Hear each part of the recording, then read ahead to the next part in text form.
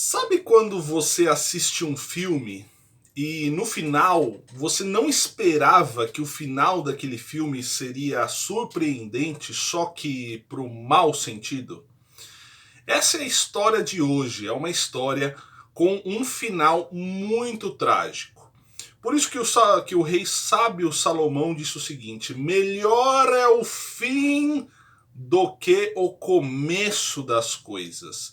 Melhor é o dia da morte do que o dia do seu nascimento. Bom, eu confesso que eu estou vendo essa matéria. Eu já vi essa matéria há uns dias, quando saiu a notícia, dia 26 de abril, e eu resolvi falar disso. Mas antes eu vou beber o meu cafezinho na minha xícara de Jerusalém aqui. Alguns viram a minha xícara do Corinthians e falaram mal do Corinthians. E eu também posso falar mal do Corinthians porque não tá jogando nada. Meu cafezinho na xícara de Jerusalém, porque eu fico assim, gente. Algumas pessoas fazem vídeos na internet que visivelmente não conhecem o mundo judaico. Ah, professor, então quer dizer que você é judeu e você conhece o mundo judaico. Bom, eu não sou judeu, mas sim, eu conheço o mundo judaico. Eu convivi com os judeus. Eu convivi com este pessoal ortodoxo, certo? Eu fiz um intercâmbio em Jerusalém. E eu vi alguns vídeos falando deste caso de forma deplorável. Eu acho que algumas pessoas deveriam realmente pesquisar para falar de determinado assunto. Eu já disse aqui, eu não vou falar de motor de um avião aqui, eu não vou falar, gente, eu vou fazer um vídeo sobre motor de avião, porque eu não sei nada de motor de avião. Então por que eu iria me arriscar a falar de uma coisa que eu não sei, de uma coisa que eu palavras são fáceis jogar aqui na internet, abrir uma câmera e jogar na internet. Então, as pessoas têm que ter um mínimo de critério de saber de quem elas estão ouvindo, gente. Então, se você não me conhece, eu sou o professor Renato Santos, professor de hebraico bíblico e moderno, professor de cultura judaica também. Eu vivi em Israel durante 2 anos, fazendo meu intercâmbio cultural e religioso. Desde 2011, eu tenho a minha escola de hebraico e estudo hebraico desde 2008, certo? O que aconteceu aqui foi o seguinte. Uma família ortodoxa Haredi, Haredi significa da linha ortodoxa para ultra-ortodoxa em Jerusalém. Existe um bairro até muito famoso em Jerusalém, que é o Mea Shearim. Inclusive, este Midrash Tanhuma, que são comentários bíblicos, eu comprei em Mea Shearim, que é um bairro ultra-ortodoxo de Jerusalém. Para você entrar nesse bairro, obviamente não tem fronteiras, né? Jerusalém é uma cidade só. Você precisa realmente estar vestido a caráter, vamos assim dizer, de forma respeitosa. Eu me lembro que quando eu fui nesse bairro ultra-ortodoxo de Jerusalém, o meu mentor, o Dr. Shlomo Rizak, ele disse assim, olha, coloca o kippá. Eu geralmente não andava de kippá em Jerusalém, eu andava com o meu kippá no bolso, com a minha kippá no bolso, certo? E apenas eu colocava kippá em sinagogas e em alguns locais para respeito aos judeus, tá? Então eu colocava o kippá. Eu me lembro até uma moça que estava conosco, estava muito calor em Israel e ela estava com uma blusinha com manga aqui, ó, não era decote, não era nada, não era aqueles, eu não sei como é que chama, mas ela estava com uma blusinha aqui, ó. Dr. Shlomo falou assim, olha, vamos para casa, você vai se vestir corretamente, manga longa, porque ali é um bairro que realmente precisa ser respeitado. Precisa ser respeitado enfim, a fé, a ideologia deste povo.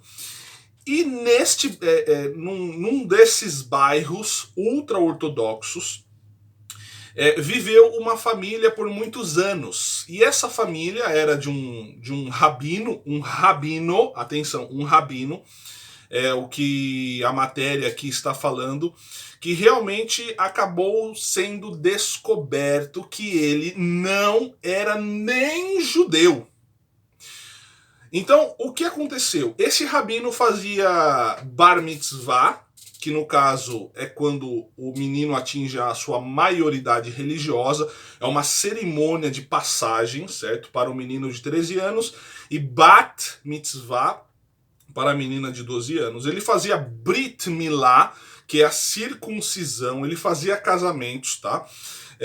Realmente ele era um judeu e alegando ser realmente um Cohen. Um Cohen é um grupo de famílias que descendem de Arão. É uma família muito respeitada. É assim, quem tem sobrenome Cohen dá a bênção sacerdotal na sinagoga e tudo mais. E também ele era uma espécie de escriba que escreve Mezuzot, que escreve Torá, enfim, também realizava circuncisões, tá?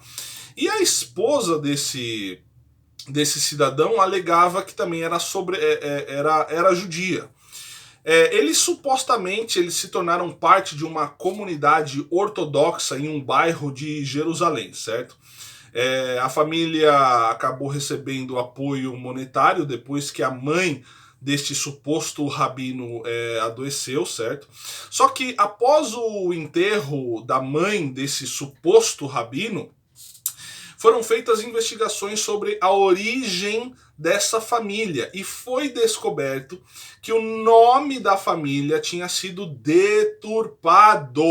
Ou seja, eles apresentaram documentos falsos para Israel para fazer a sua aliá anos atrás. E eles eram originários da Pensilvânia, nos Estados Unidos.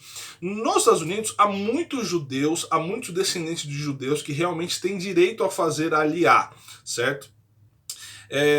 Só que este cidadão, este senhor, que supostamente era um rabino, ele alegou em entrevista e admitiu que o seu objetivo era converter judeus ao cristianismo, tá? Ele explicou que havia sido ensinado sobre o cristianismo e realizado casamentos cristãos. Assim, há várias organizações que realmente buscam esses proselitistas. O proselitismo em Israel, você pregar uma outra religião em Israel que não for o judaísmo, não é proibido. Mas ele é proibido mediante algumas questões falsas como essa aqui. Então, um cristão se passar por um rabino, se infiltrar dentro de uma comunidade ortodoxa em Jerusalém. E qual que foi o estopim da história? O estopim foi que a filha desse cidadão, de 13 anos, na escolinha, contou aos colegas assim: olha, o homem, falando de Jesus, recebe todos, até vocês que cometem erros. Ele ainda vai aceitá-los, Jesus ainda vai aceitá-los. Foi a menininha de 13 anos que acabou falando, as outras crianças acabaram denunciando isso. Como assim que você está falando de homem, tá falando desse Jesus, mas você não é judia, enfim. E isso acabou virando uma bola de neve e realmente organizações judaicas começaram a investigar a família e o passado melhor desta família e descobriram que esses missionários estavam infiltrados como judeus, se disfarçando de judeus para converter os judeus a Jesus. Olha só, é complicado isso, é muito complicado. A questão é muito delicada entre judeus e cristãos, né?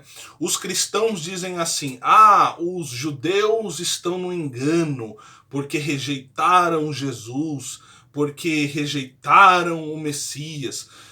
Mas que complicado, mas é muito complicado. Esse Jesus que é pregado dessa forma, esse Jesus que é colocado goela abaixo assim, esse Jesus aí nem eu quero. Esse Jesus que foi apresentado, eu vou dar outro exemplo, aos índios, quando os portugueses chegaram aqui no Brasil, que não era Brasil ainda, ou vocês vão se converter, ou é a cruz, ou é a espada. Qual que vocês preferem? Que Jesus é esse? Assim, eu fico revoltado com essas formas de evangelismo. Eu fico realmente revoltado. Olha que mau exemplo que deu esse cidadão. Você não pode, isso aqui não tem justificativa. Ele mentiu, ele cometeu um crime mentindo ao país de Israel, mentindo a todos da comunidade, e agora olha o testemunho desse. Eu não quero ser eu não quero esse Jesus também não. Imagina um judeu vendo isso, falando, meu Deus do céu, olha que povo louco, olha aqui, falando dessa família, né? Olha que loucura isso. Então foi isso que aconteceu, meus amados. Eu resumi a história aqui. Realmente é uma alegação de um site de notícias. Isso está bombando em Israel. E realmente eu quis trazer para você, ok? Deixe o seu like, fique na paz. Shalom, shalom, ulehi traot, que significa shalom, shalom e até breve.